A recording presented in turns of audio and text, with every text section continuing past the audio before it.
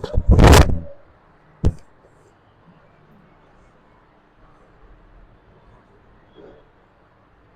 बच्चों, क्या हाल चाल। जैसे हमने पिछली क्लास में क्लास 11 का पहला chapter electric charge and field start कर दिया था और उसके आगे का पोर्शन है इलेक्ट्रोस्टैटिक्स इंडक्शन। आखिर इलेक्ट्रोस्टैटिक्स इंडक्शन होता क्या है, ये कैसे प्रोड्यूस किया जाता है, इसके बारे में आज हम चर्चा करेंगे। ठीक, तो इलेक्ट्रोस्टैटिक्स इंडक्शन होता क्या है, जैसे इसके लिए हम एक छोटा सा एक्सपेरिमेंट करेंगे, उसकी सहायता से समझेंगे कि इलेक्ट्रोस्टैटिक्स इंडक्शन होता क्या है। इसके लिए सबसे पहले हम एक कंडक्टिंग रॉड लेंगे। जैसे मान लीजिए कि ये भी एक कंडक्टिंग रॉड है, ठीक है। अब इसके पास हम एक पॉजिटिव ग्लास रॉड लेकर जाएंगे।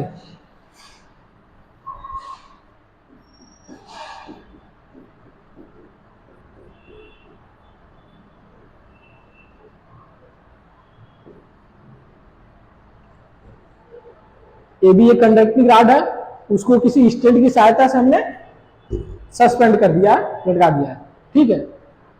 अब उसके पास हम एक पॉजिटिव ग्लास रॉड को लेकर जाएंगे, उसके एक सिरे के सामने। तो हम क्या देखेंगे कि ये जो पॉजिटिव रॉड जो है, इसकी सहायता से, इसके इफेक्ट से कंडक्टिंग रॉड का जो ए पोर्शन है, यहां पे जो है निगेटिव चार्ज प्रोड्यूस होगा। यानी यहां पे हम कह सकते हैं कि यहां पे निगेटिव चार्ज प्रोड्यूस हो रहा है, ठीक। ये पॉजिटिव ग्लास रॉड अगर इसके पास एक सिरे के पास ले जा रहे हैं तो एक सिरे के पास निगेटिव चार्ज प्रोड्यूस हो रहा है, और जब यहाँ पे निगेटिव चार्ज प्रोड्यूस होगा तो सेम जितना यहाँ पे निगेटिव चार्ज प्रोड्यूस होगा, सेम उतना ही यहाँ पे दूसरे सिरे पे रॉड के पॉजिटिव चार्ज प्रोड्यूस होगा, ठीक है। तो ये जो प्रोसेस है, मतलब चार्ज का क्या हो रहा है कि डिस्ट्रीब्यूट हो जा रहा है, यहाँ पे चार्ज जो है डिस्ट्रीब्यूट हो जा रहा है इक्वल क्वांटिटी में। बस क्या हो रहा है कि यहाँ पे निगेटिव है और यहाँ पे पॉजिटिव है, ठीक है। ये होता है आपका इलेक्ट्रोस्टैटिक्स इंडक्शन। और अगर यहाँ पे हम ग्लास रॉड को, पॉजिटिव ग्लास रॉड है, इसको हम हटा दें तो क्या होगा, तो चार्ज यहाँ पे क्या होगा, यहाँ पे भी चार्ज जीरो हो जाएगा। यानी यहाँ पे निगेटिव चार्ज किसकी वजह से है, क्योंकि हमने ए सिरे पे के पास पॉजिटिव ग्लास रॉड को ले गया, तो इसकी वजह से, रॉड के इफेक्ट की वजह से ए सिरे पे निगेटिव चार्ज आया, और निगेटिव चार्ज यानी इसका मतलब यहाँ पे क्या हो गया, एक्सेस ऑफ इलेक्ट्रॉन। यहाँ पे जो है एक्सेस ऑफ इलेक्ट्रॉन हो गए, यानी यहाँ इलेक्ट्रॉन की अधिकता हो गई, और यहाँ पे इलेक्ट्रॉन की अधिकता हो गई यहाँ पे, यानी बी के पास इफिशियंसी ऑफ इलेक्ट्रॉन होंगे, यानी बी की इलेक्ट्रॉन की कमी होगी।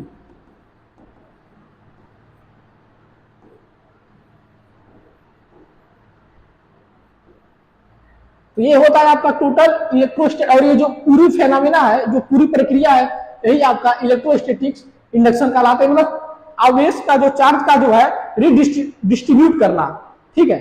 मतलब आवेश को कैसे हम पुनः वितरण करेंगे, ये जो पूरी आपकी प्रक्रिया है, इसी को हम कहते हैं इलेक्ट्रोस्टैटिक्स इंडक्शन। इसको आप इस फिगर की सहायता से समझ सकते हैं, ठीक है। अगर इसको हम ग्लास रॉड को हटा दें यहाँ पे, तो यहाँ पे भी कोई भी चार्ज नहीं प्रोड्यूस होगा। ये चार्ज प्रोड्यूस हो रहा है ए के पास इस ग्लास रॉड के इफेक्ट से, और जब यहाँ पे निगेटिव चार्ज प्रोड्यूस होगा, क्योंकि ग्लास रॉड पॉजिटिव है, तो ये कंफर्म है कि साइड बी के पास भी सेम उतना ही उसके अपोजिट साइड में चार्ज प्रोड्यूस होगा। यानी यहाँ पे माइनस ए होगा, यानी यहाँ पे प्लस बी चार्ज प्रोड्यूस होगा, ठीक है। अब नेक्स्ट आता है इसमें charging of two sphere by induction. अगर दो मेटल स्फीयर है, उसमें चार्जिंग कैसे प्रोड्यूस होता है, ठीक है, उसके बारे में हम जानेंगे। तो सबसे पहले हम दो मेटल का स्फीयर ले लिए, दो स्फीयर ले लिए, मेटल का बना हुआ है, ठीक है। अब हम उसको स्टैंड की सहायता से एक दूसरे के एकदम समीप रखे हैं, ठीक है। अब हम इसके लिए, हम इसके पास एक पॉजिटिव ग्लास रॉड को लेकर जाएंगे। जब हम पॉजिटिव ग्लास रॉड को पहले वाले मेटल स्फीयर पे ले जाएंगे, क्योंकि ये पॉजिटिव है आपके पास, इसलिए इसके एक साइड में निगेटिव चार्ज प्रोड्यूस होगा। ठीक, अब जब निगेटिव चार्ज इसकी एक साइड में प्रोड्यूस होगा, यानी ये कंफर्म है कि इसके दूसरे साइड में पॉजिटिव चार्ज प्रोड्यूस होगा। ठीक है, ये आपके पास पहला केस था। अब दूसरे केस में क्या कर रहा है कि इन दोनों मेटल को, ये जो दो मेटल थे आपके पास, इन दोनों मेटल को हम पहले कंडीशन में एक पास रखे थे। ठीक है, अब दूसरे कंडीशन में क्या कर रहे हैं, इन दोनों के बीच थोड़ा सा डिस्टेंस हम बना दे रहे हैं, थोड़ा सा दूर कर दे रहे हैं एक दूसरे से। इस कंडीशन में हम देख रहे हैं कि जब इसके पास पॉजिटिव ग्लास रॉड को ले जा रहे हैं, तब क्या हो रहा है, तभी भी इसके 1/2 मतलब आधा में इसके निगेटिव चार्ज होगा और दूसरे स्फीयर के आधे में इसका पॉजिटिव चार्ज होगा। अब तीसरी कंडीशन क्या आती है कि हम इस जो ये ग्लास रॉड है आपके पास, पॉजिटिव ग्लास रॉड है, इसको हम हटा दे रहे हैं तीसरी कंडीशन में। जब यहां से हटा देंगे तो चूंकि यहां से हटा देंगे तो यहां पे कोई भी आपके पास चार्ज नहीं कनेक्ट कर रहा है इसके साथ। जब चार्ज नहीं कनेक्ट कर रहे हैं तो यहाँ पे निगेटिव चार्ज, क्योंकि यहाँ पे निगेटिव चार्ज है और यहाँ पॉजिटिव चार्ज है, तो यहाँ पे निगेटिव चार्ज प्रोड्यूस होगा। और जब एक साइड में, हाफ साइड में निगेटिव चार्ज प्रोड्यूस होगा, तो ये कंफर्म है कि इसके दूसरे साइड में पॉजिटिव चार्ज कंफर्म प्रोड्यूस होगा। अब हम चौथे कंडीशन में आते हैं कि चौथे कंडीशन में यह कहता है कि अगर हम इसको और ज्यादा, इसके बीच की जो डिस्टेंस है उसको और ज्यादा कर दे, ठीक है, मैक्सिमम कर दे, तो इस कंडीशन में हम क्या पाते हैं कि जो ये चार्ज है, मान लीजिए पहला मेटल है, इसका जो निगेटिव चार्ज है पूरा इसमें आधे में डिस्ट्रीब्यूट हुआ था, पहले वाले में, दूसरे वाले में पॉजिटिव चार्ज आधे में, मतलब मान लीजिए है इसके आधे में डिस्ट्रीब्यूट हुआ था।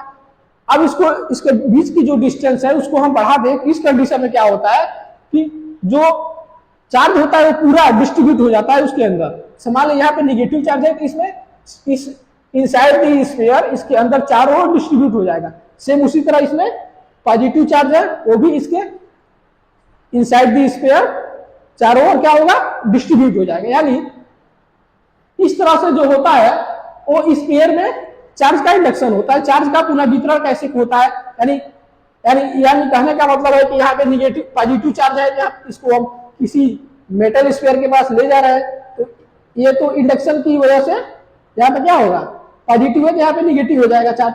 और जब 1/2 में निगेटिव है, यानी कहने का मतलब कि दूसरे हाथ में पॉजिटिव होगा। सेम इसी तरह हम पहले कंडीशन में ग्लास को उसके पास रखते हैं, दूसरे कंडीशन में उन दोनों के बीच की दूरी को थोड़ा सा बढ़ा देते हैं, तीसरे कंडीशन में ग्लास रॉड को हटा देते हैं, और चौथे कंडीशन में हम उन बीच की दूरी को मैक्सिमम कर देते हैं। तो हम पाते हैं क्या होता है कि जो चार्ज होता है वो उसके अंदर जो होता है डिस्ट्रीब्यूट हो जाता है।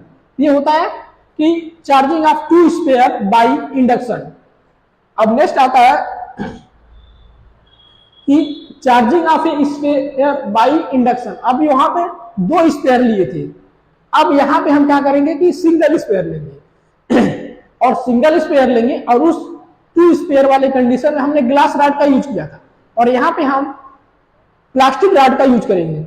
और उस वाले कंडीशन में हमने ग्लास रॉड का यूज किया था जो पॉजिटिव था, और यहाँ पे हम प्लास्टिक रॉड का यूज करेंगे जो निगेटिव है। अब देखिएगा, अब मान लीजिए हमारे पास एक स्फीयर है, मेटल का बना हुआ है, इसके पास हम निगेटिव प्लास्टिक रॉड को ले जा रहे हैं। अब निगेटिव प्लास्टिक रॉड को ले जा रहे हैं तो क्लियरली इसके एक साइड के पास ले जाएंगे तो यहाँ पे निगेटिव है चार्ज है, तो इसके आधे साइड में पॉजिटिव चार्ज प्रोड्यूस होगा। और जब आधे साइड में पॉजिटिव चार्ज प्रोड्यूस होगा तो इसके दूसरे आधे साइड में निगेटिव चार्ज कंपल्सरी है कि प्रोड्यूस होगा। ठीक है, अब दूसरे कंडीशन में क्या करते हैं कि ये पहला का कंडीशन था, अब दूसरे कंडीशन में ये करते हैं कि इस मेटल को जो है अर्थ से कनेक्ट कर देते हैं। जब इस मेटल को अर्थ से कनेक्ट कर देंगे तो जो वन साइड का जो चार्ज होता है, चार्ज वजह से यहाँ पे निगेटिव चार्ज था, इसको हम अर्थ से कनेक्ट कर दिए, तो यहाँ का निगेटिव चार्ज है वो क्या हुआ, अर्थ में चला गया। अब तीसरा कंडीशन ये आता है कि और जब अर्थ में चला जाएगा तो यानी इसके आधे साइड में अर्थ में चला गया, यानी यहाँ पे निगेटिव साइड, निगेटिव चार्ज होगा वो खत्म हो गया। अब अगले साइड, अगला टर्म में क्या करते हैं कि हम जो अर्थ से उसको कनेक्ट किए थे उसको हम रिमूव कर दिए हैं। यहाँ पे अर्थ से क्या हुआ, रिमूव फ्रॉम अर्थ,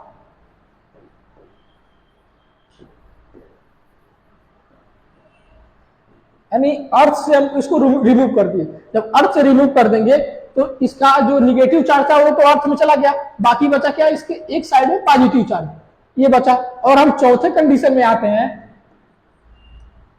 चौथे कंडीशन में हम क्या करते हैं कि प्लास्टिक रॉड को ही हम हटा देते हैं वहां से। जब प्लास्टिक रॉड को हटा देंगे, जो पॉजिटिव चार्ज इसके हाफ साइड में था वही पॉजिटिव चार्ज उसके पूरे इनसाइड स्फीयर के अंदर चारों तरफ क्या होगा, फैल जाएगा। यानी चार्ज का देखिए कैसे जो होता है कि डिस्ट्रीब्यूट हो रहा है, डिस्ट्रीब्यूट हो रहा है। यहाँ पे पहला कंडीशन, दूसरा, तीसरा, चौथे कंडीशन तक जा चार्ज जो होता है रिडिस्ट्रीब्यूट कैसे होता है, इन दोनों आपको एक्सपेरिमेंट की सहायता से बताया गया है।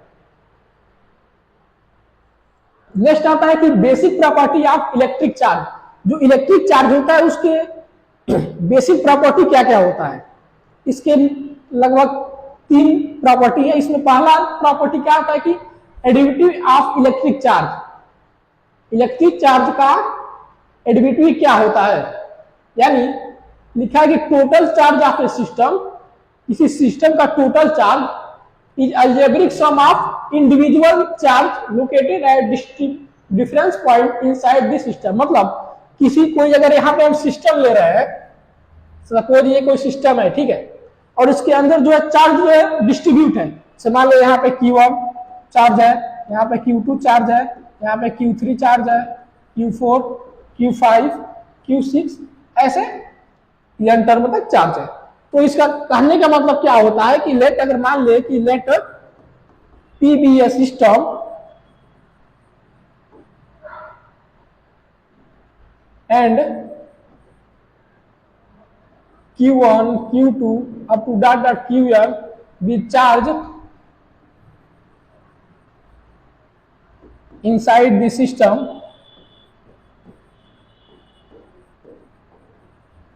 then ये रूल क्या कहता है कि जो टोटल चार्ज होता है उसका इंडिविजुअल चार्ज का जो सम होता है, यानी Q1, Q2 plus Q3 up to dot Qn, ये होता है additivity of electric charge. Electric charge जो होता है उस सिस्टम के अंदर जितने भी चार्ज होंगे उन सबका अलजेब्रिक सम होता है। जैसे हम इसका एक एग्जांपल लेते हैं, ठीक है, ये आपने समझ लिया। अगर इसी का एग्जांपल लें तो मान ले रहे हैं कि यहाँ पे +3 माइक्रोकुलाम का एक चार्ज है, यहाँ पे जो है 2 माइक्रोकुलाम का, -2 माइक्रोकुलाम का चार्ज है, यहाँ पे +5 माइक्रोकुलाम का चार्ज है, यहाँ पे 9 माइक्रोकुलाम का चार्ज है। तो यहाँ पे जो है इस सिस्टम का टोटल चार्ज कितना होगा इसके बारे में हम जानेंगे। यानी कहने का मतलब क्या हुआ कि जो टोटल चार्ज होगा उसका अलजेब्रिक सम होता है, जो इस सिस्टम के अंदर जितने भी चार्ज डिस्ट्रीब्यूट हुए हैं उन सब का अलजेब्रिक सम होता है। यानी अगर हम इसको Q लिखें तो Q इक्वल टू पहला 3 microcoulomb plus 5 microcoulomb minus 2 microcoulomb plus 9 microcoulomb. ठीक, अब हम इसको यहाँ पे देखिए, इस जो यहाँ पे चार्ज है उसको हम उसके साइन के साथ ही लिखते हैं यहाँ पे, या फिर पॉजिटिव हो या नेगेटिव हो, कोई भी हो उसको साइन के साथ ही हम लिखते हैं और साइन के साथ ही ऐड करते हैं या फिर डिफरेंस करते हैं। यानी 5 3 8 और 8 8 9 17 72 15, यानी 15 माइक्रोकुलाम इस सिस्टम के अंदर टोटल चार्ज होगा 15 माइक्रोकुलाम। ये होता है आपका पहला एडिविटी ऑफ इलेक्ट्रिक चार्ज। ठीक है,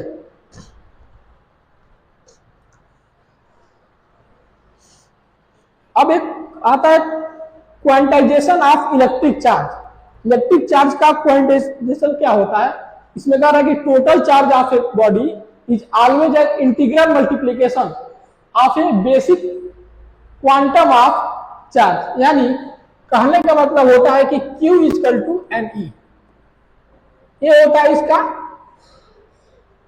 क्वांटाइजेशन ऑफ इलेक्ट्रिक चार्ज का फॉर्मूला, जहां पे Q जो है टोटल चार्ज है और E जो है आपके पास इलेक्ट्रॉन का जो चार्ज होता है वो है, और ये है नंबर, कितने नंबर ऑफ टर्म जो है उसमें इलेक्ट्रॉन है इस पे, और इसकी वैल्यू होती है यहां पे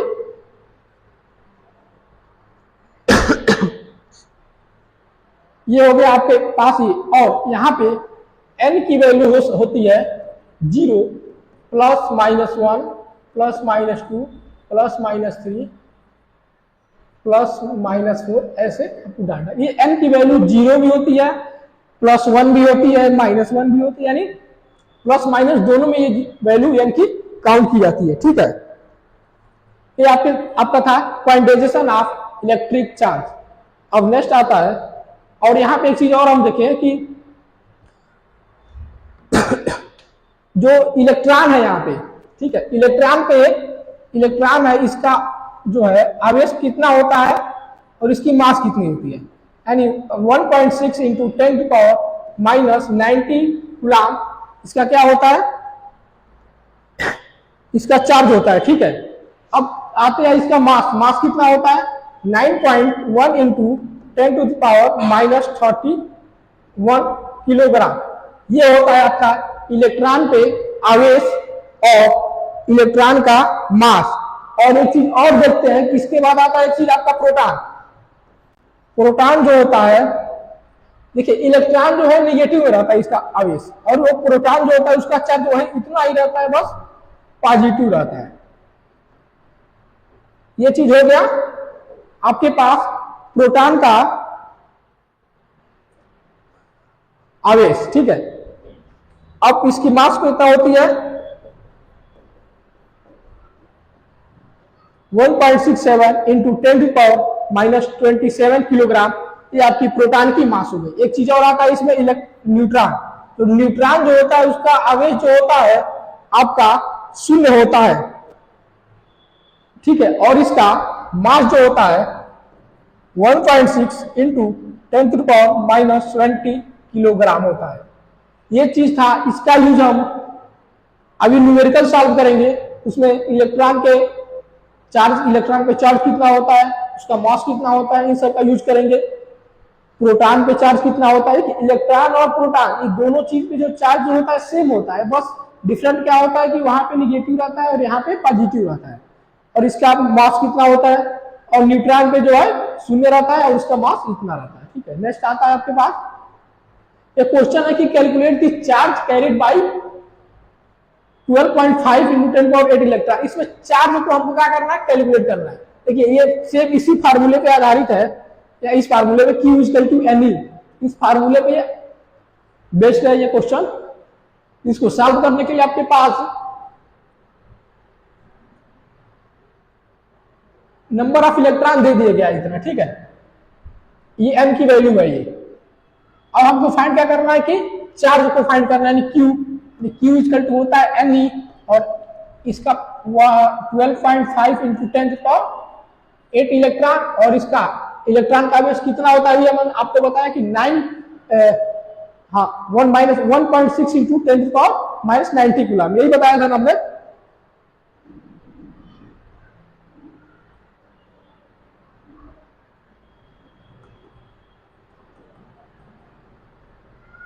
अब इसको हम सॉल्व करेंगे।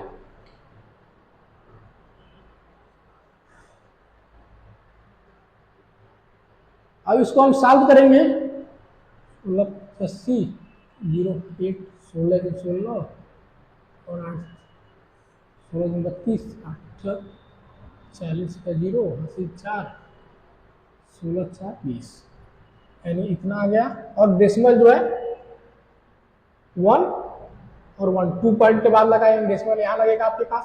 और यहाँ पे जो है 10 को 8 और 10 को माइनस 11, यानी एक फार्मूला लगता है a to the power m into a to the power m। यहाँ पे एक फार्मूला लगा ये वाला a to the power m into a to the power m equal to a to the power m plus n का formula लगा है। Same उसी तरह देखिए 10 टू द पावर 8 और यहाँ पे माइनस 90, यानी लिख सकते हैं 10 पावर माइनस 11 हो गया, यानी 10 पावर माइनस 11 होगा।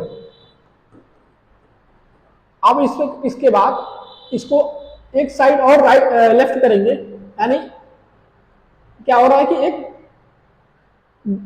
घट रहा है यहाँ पे, यानी यहाँ पे एक इंक्रीज होगा, यानी 2 इंटू 10th पावर, अब यहाँ पे एक इंक्रीज करने का मतलब +1 ऐड करेंगे, यानी 10 पावर -10। ये आपके पास था इतना कूलाम।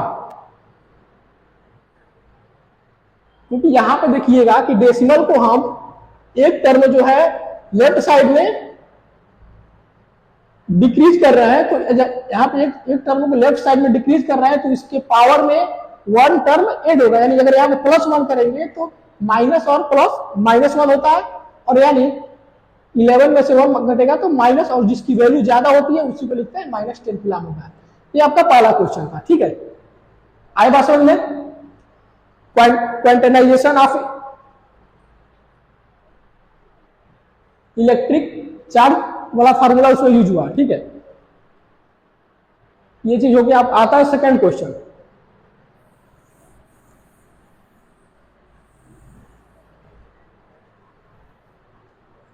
सेकंड क्वेश्चन कर रहा है कि how much positive and negative charge in their A cup, एक कप वाटर में कितने पॉजिटिव और नेगेटिव चार्ज होंगे। इसके लिए सबसे पहले हम ये जाने कि एक कप जो वाटर होता है वो कितने का होता है। जैसे एज्यूम किया गया कि एक कप वाटर की जो मास जो होती है, मतलब उसमें 250 ग्राम ही जल आ सकता है। अब इतना ही जल आ सकता है, ये हमने एज्यूम कर दिया है, ठीक है।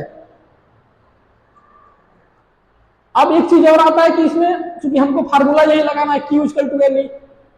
अब हम जानते हैं ऑलरेडी E की वैल्यू जानते हैं, अब हमको फाइंड आउट करना है N। यहाँ पे N कैसे फाइंड आउट करेंगे कि उसका वैल्यू, उस N की वैल्यू हम इस इक्वेशन में पुट कर देंगे तो हमको Q की वैल्यू आ जाएगी। देखिए यहाँ पे फाइंड आउट करने के लिए N की value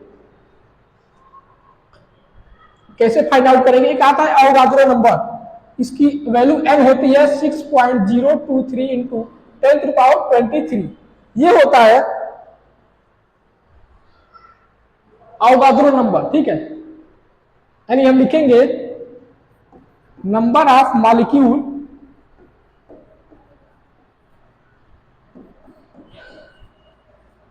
present in a cup. अब देखेंगे यहां पे जल है ना, H2O, यानी इसका मॉलिक्यूलर मास कितना होगा 18। यहां पे इसका 16 होता है और 2 यानी 18 होगा, ठीक है।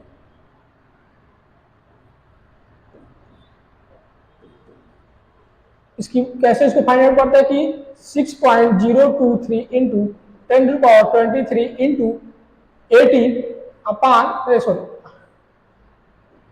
तो हमको एक कप में फाइंड करना है, इसलिए इसकी 250 से गुणा करेंगे और उसमें 18 से डिवाइड कर देंगे। ये होता है क्योंकि हमने एक कप को 250 ग्राम ही माना है, ये मान लेते हैं कि इसमें इतना ही वाटर कंटेन हो सकता है, इसलिए number of molecule present in a cup 6, उसके अवोगाद्रो नंबर N से और उसकी जो जितना उसमें कंटेन हो रहा है वाटर, उसका मल्टीप्लाई कर देंगे और एक मॉलिक्यूलर वेट से हम डिवाइड कर देंगे, ठीक।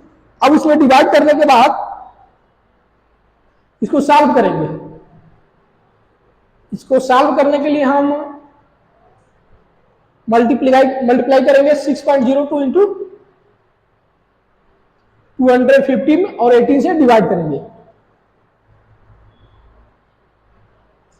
तो इसके लिए हम मोबाइल का यूज कर लेते हैं, जल्दी से, थोड़ा जल्दी हो जाएगा।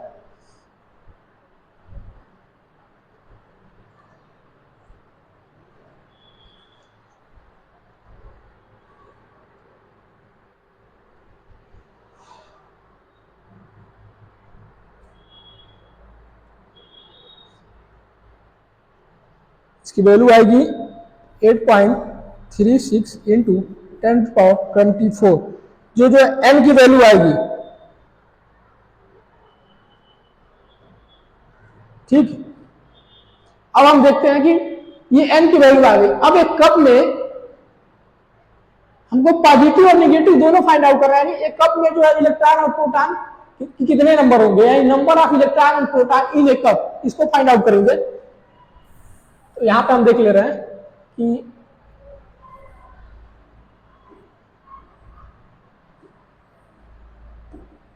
नंबर ऑफ इलेक्ट्रॉन और प्रोटॉन इन ए कप क्या होगा, कितने होते हैं? देखिए यहाँ पे 8 और 2 10 होंगे ना, यानी इसमें 10 का मल्टीप्लाई कर देंगे, 10 इंटू यहाँ पे 2 + 8 यानी 10 होगा इसका, यानी 1 मॉलिक्यूल है तो 2 का इसमें मल्टीप्लाई है 2 और इसका ऑक्सीजन का 8 होता है, यानी 10 हो जाएगा, यानी 8.36 इंटू 10⁻²4, यानी इसकी वैल्यू हो जाएगी 8.36 इंटू 10⁻²5। ठीक है, नहीं नंबर ऑफ इलेक्ट्रॉन और प्रोटॉन इन ए कप, एक कप का जो वाटर है उसमें कितने नंबर ऑफ इलेक्ट्रॉन होंगे और कितने नंबर ऑफ प्रोटॉन, यानी ये आपकी टोटल एन की वैल्यू आ गई। यहाँ पे हमने फाइंड आउट किया गया एन डैश की वैल्यू। अब टोटल एन की वैल्यू आ गई। अब इसके पहले हमने एक फार्मूला पढ़ा था Q = Ne। अब यहाँ पे एन की वैल्यू हम पुट कर देंगे कि 8.36 इंटू 10⁻25 इंटू, अब इलेक्ट्रॉन का चार्ज कितना होता है 1.6 इंटू 10⁻90 कूलम। अब यहाँ पे इसको हम कैलकुलेट करेंगे तो हमारे पास एक कप ऑफ वाटर में कितने number of positive and negative charge contain है वो हमको फाइंड आउट करके निकल जाएगा। अब हम इसको मल्टीप्लाई करते हैं तो कितना होगा, इसके लिए फिर से हम मोबाइल का यूज करेंगे कि 8.36 इंटू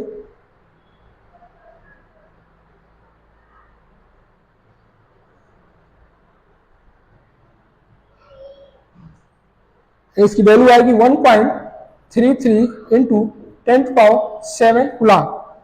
ठीक है, ये हो गया आपका टोटल चार्ज। एक कप ऑफ वाटर में कितने जो है पॉजिटिव और निगेटिव चार्ज होंगे वो आपके पास वैल्यू इतनी आएगी 1.33 इंटू 10⁻7 कूलम। और ये आपका दोनों जो है एनसीईआरटी का क्वेश्चन है।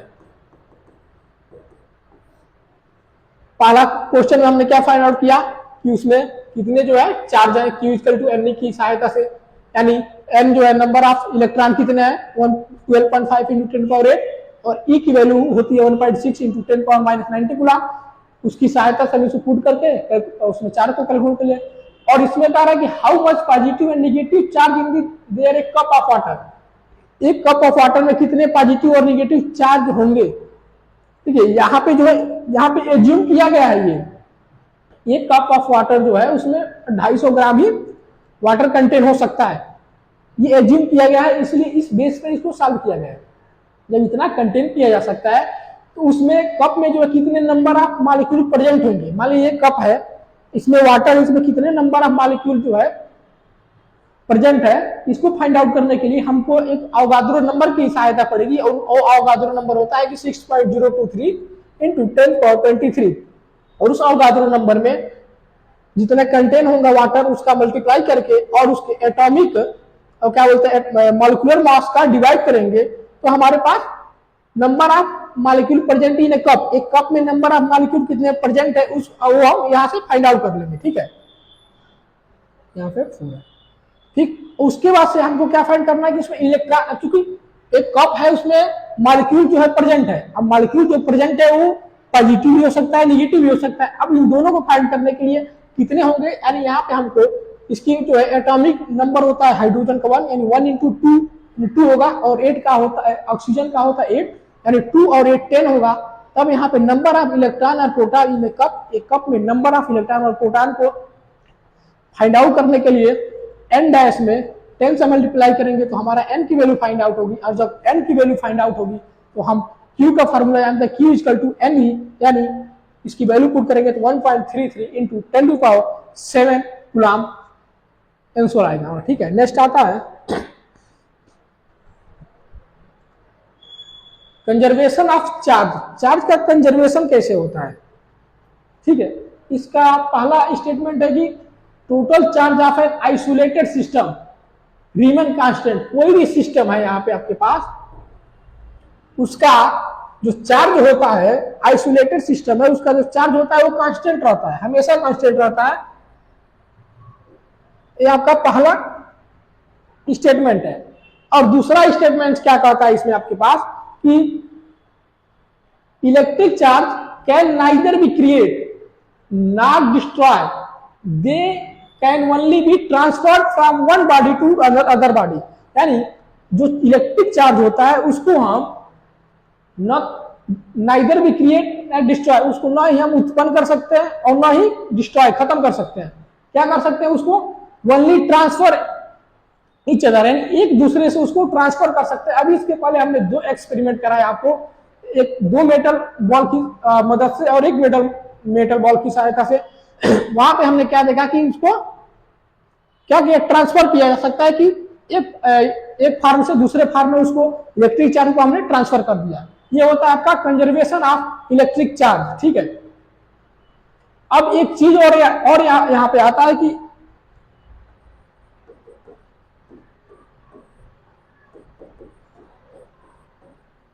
ये चीज आपने फार्मूला पढ़ा होगा। ठीक है,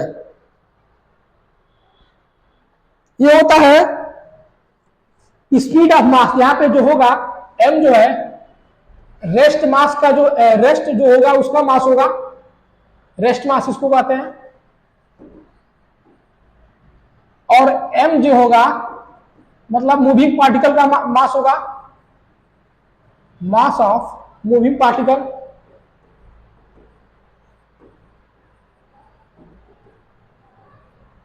और v जो इसको लिख सकते हैं विथ वेलोसिटी v।